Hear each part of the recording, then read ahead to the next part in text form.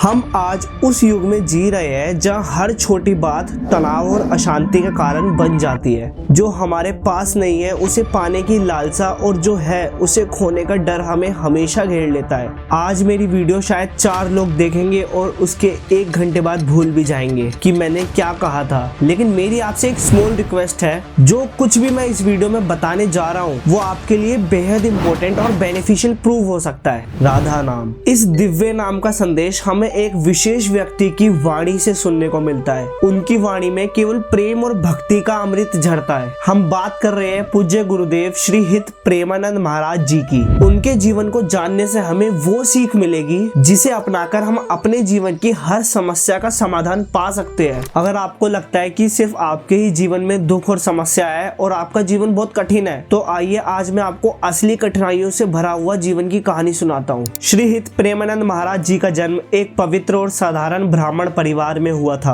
उनका असली नाम था अनिरुद्ध कुमार पांडे और उनका जन्म उत्तर प्रदेश के कानपुर में हुआ। बचपन में जब वह मात्र कक्षा 5 में थे, एक सवाल बार बार उनके मन को विचलित करने लगा। माँ एक दिन चली जाएगी, पिताजी भी नहीं रहेंगे, यहाँ कोई स्थायी नहीं है, आखिर किसे अपना कहे। उन्होंने ये महसूस किया कि सिर्फ भगवान ही ऐसे है जो हर पल हमारे साथ है। चाहे दुख हो या सुख, भगवान का प्रेम कभी भी नहीं बदलता। इसी सोच ने उन्हें भगवत प्राप्ति की राह में आगे बढ़ने के लिए प्रेरित किया और फिर 13 वर्ष की छोटी उम्र में उन्होंने अपना घर छोड़ दिया। वह भागकर वाराणसी के घाटों पर पहुंच गए। महाराज जी के लिए स्थान उनकी पहली तपस्थली बनी। यहाँ उनका दैनिक नियम बहुत ज्यादा कठोर था। सुबह शाम 3 बार गंगा स्नान, तुलसी घाट के पास पीपल के वृक्ष के नीचे ध्यान, दिन में केवल 1 बार भोजन, वो भी भिक्षा में मिला हुआ। अगर किसी दिन भिक्षा में कुछ नहीं मिला तो सिर्फ गंगा जल पीकर पूरा दिन गुजार देते थे। कई बार उन्हें कई दिनों तक भी बिना भोजन के रहना पड़ा। सर्दियों की कड़ी ठंड में भी वे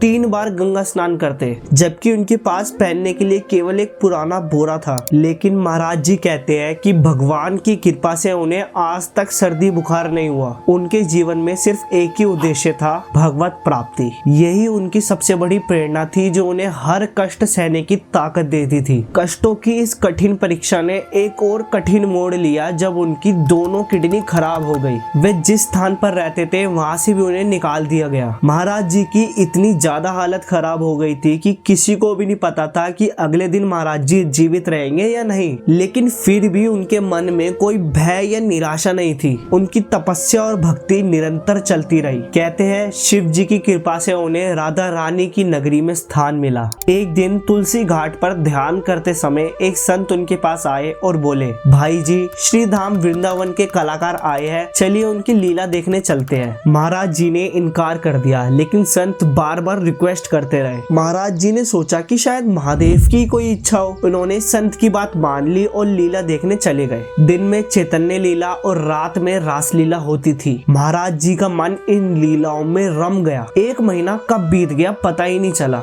लीला समाप्त होने के बाद महाराज जी के मन में वृंदावन जाने की तीव्र इच्छा जागृत हो गई। तभी संकट मोचन मंदिर के पुजारी युगल किशोर जी से उनकी भेंट हुई। महाराज जी ने उनसे पूछा कि क्या आप मुझे वृंदावन पहुंचा सकते हैं। युगल किशोर जी बोले, हाँ बाबा क्यों नहीं, आप बताइए कब जाना है। अगले दिन युगल किशोर जी ने महाराज जी को मथुरा जाने वाली रेलगाड़ी में बिठा दिया। मथुरा पहुंचकर महाराज जी ने यमुना जी में स्नान किया और केशव देव मंदिर गए। जैसे ही उन्होंने भगवान के दर्शन किए, वह भाव विभोर होकर बहुत ज्यादा रोने लगे। इसके बाद महाराज जी ने ब्रजमंडल के संतों से भेंट की और ब्रज धाम में साधना करने लगे। लेकिन अभी असली मुसीबत आना बाकी था। जब महाराज जी 35 वर्ष के थे तब उनकी दोनों किडनियां पूरी तरह खराब हो चुकी थी। डॉक्टर ने कहा कि वे 4-5 साल से ज्यादा जीवित नहीं रह सकते। दोस्तों, प्रेमानंद महाराज को autosomal dominant polycystic kidney disease है। इस डिजीज में क्या होता है कि जो हमारी किडनी होती है वो बहुत ज्यादा अपने साइज से बढ़ जाती है और उसके अंदर पानी भी जमा होने लगता है और किडनी के अंदर गांठें बनने लग जाती है, जिससे ओवरऑल क्या होता है, किडनी काम करना बंद कर देती है। महाराज जी बताते हैं कि उस समय उनका बस एक ही आसरा था, राधा वल्लभ जी।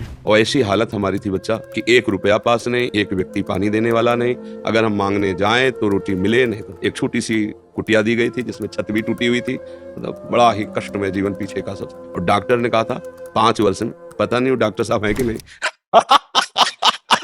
महाराज जी के जीवन से हमें एक महत्वपूर्ण शिक्षा मिलती है। भगवान को पाने का पहला कदम है पूर्ण समर्पण। श्रीमद् भगवत गीता में श्री कृष्ण कहते हैं, सभी धर्मों को त्याग कर मेरी शरण में आओ, मैं तुम्हारे सभी पापों को हर लूंगा। इसका अर्थ ये है कि हमें अपने हर कर्म को पूरी ईमानदारी से करना चाहिए और उसके फल की चिंता भगवान पर छोड़ देनी चाहिए। अब आगे मैं आपको कुछ ऐसे प्रैक्टिकल लेसन्स बताऊंगा जिसे फॉलो करके आप अपनी लाइफ की मुश्किलों का सामना बहुत अच्छे से कर पाओगे। ये जो मैं बताने जा रहा हूँ सिर्फ आपकी नहीं बल्कि मेरी भी मदद करेगा, क्योंकि जब भी मैं इस वीडियो को देखूंगा तो ये चीज मुझे भी याद दिलाएगी कि मुझे अपने टारगेट पर फोकस्ड रहना है, पेशेंस रखना है और राइट डायरेक्शन में मेहनत करनी है। प्रैक्टिकल सॉल्यूशंस बताने से पहले आप वीडियो को लाइक और चैनल को सब्सक्राइब कर दो और सॉल्यूशन मिलने के बाद कमेंट्स में अपने विचार जरूर करें। तो चलिए शुरू करते हैं। पहला, एक्सेप्ट द सिचुएशन। अपने हालात को स्वीकार करें। हमारी सबसे बड़ी गलती ये होती है कि हम अपने हालात को नकारते हैं। अगर आपकी लाइफ में कोई मुश्किल चल रही है, चाहे वो करियर हो, हेल्थ हो या कुछ भी हो, सबसे पहली चीज है उसको स्वीकार करना। महाराज जी ने भी यही किया। उनका स्वास्थ्य खराब था, समाज ने भी उन्हें ठुकरा दिया था, लेकिन उन्होंने हालात को कोसने के बजाय सोचा कि अब इससे आगे कैसे बढ़ना है। अब मैं आपसे ये कह रहा हूँ कि हर सुबह आप अपने आप से ये सवाल पूछे, मैं इस समस्या को कैसे हल कर सकता हूँ, इस सिचुएशन में मेरा अगला स्टेप क्या होगा। अगर आप प्रॉब्लम को एक्सेप्ट करते हैं तो उसके बाद ही उसका सोल्यूशन आप निकाल पाएंगे। दूसरा, focus on the process not on the result. आजकल लोग सिर्फ रिजल्ट पर ध्यान देते हैं, अच्छे नंबर, अच्छी जॉब, ज्यादा फॉलोअर्स, इन सब चीज पे ध्यान देने के बजाय आप प्रोसेस पे ध्यान दीजिए, जिससे आपकी क्वालिटी भी बढ़ेगी। महाराज जी ने भी यही किया था। उन्होंने भगवान के नाम में ध्यान लगाया और बाकी का रिजल्ट भगवान पर छोड़ दिया। हर दिन ये सोचे कि मेरा काम क्या है और मैं इस चीज को बेहतर कैसे बना सकता हूँ। रिजल्ट की टेंशन छोड़कर सिर्फ मेहनत और राइट डायरेक्शन में अपना ध्यान लगाइए, ताकि आप मैक्सिमम एनर्जी उसी चीज में पुट ऑन कर सके। तीसरा, धैर्य और विश्वास। मुश्किल समय में हार मानना बहुत आसान होता है, लेकिन जो डटे रहते हैं वही इतिहास बनाते हैं। महाराज जी की हालत इतनी खराब होती थी कि लोग उन्हें कुटिया से भी निकाल देते थे, लेकिन उन्होंने धैर्य और विश्वास रखा